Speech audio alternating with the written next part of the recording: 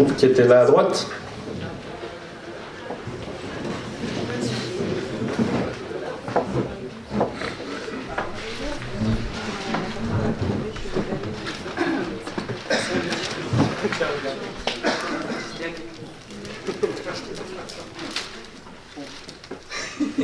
C'est pourtant solide, hein, c'est l'agriculture locale et les circuits courts, comment on peut les renforcer.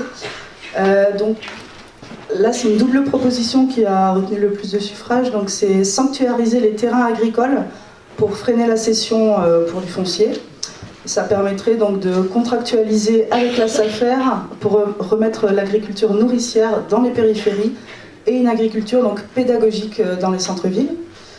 La deuxième proposition, c'est faciliter la reconversion des agriculteurs bio et locaux par l'accès aux débouchés de commandes dans la restauration publique, les AMAP et les supermarchés coopératifs. Et dans le même ordre d'idée pour le commerce, hein, du coup, c'est renforcer les marchés de producteurs et favoriser les producteurs locaux et bio dans le placement et l'acquisition des places sur les marchés et dans les cantines. Voilà, donc ça, c'est les trois propositions principales.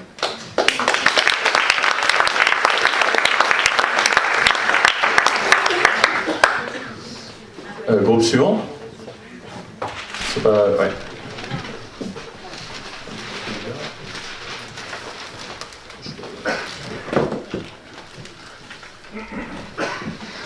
Alors nous avons travaillé sur la gratuité des transports en commun. Alors la première proposition, parce qu'on a eu des débats sur une gratuité partielle ou totale.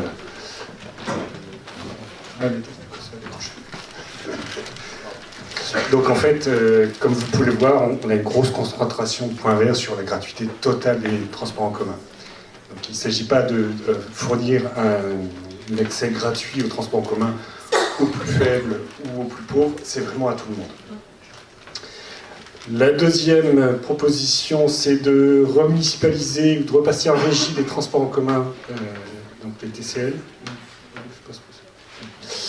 Et la dernière, en fait, c'est d'instaurer des zones à trafic limité, de la même manière que ça peut se faire dans certaines grandes villes italiennes, où seuls les habitants, et, enfin les résidents stricts et quelques services ciblés peuvent avoir accès à la voirie au-delà des piétons.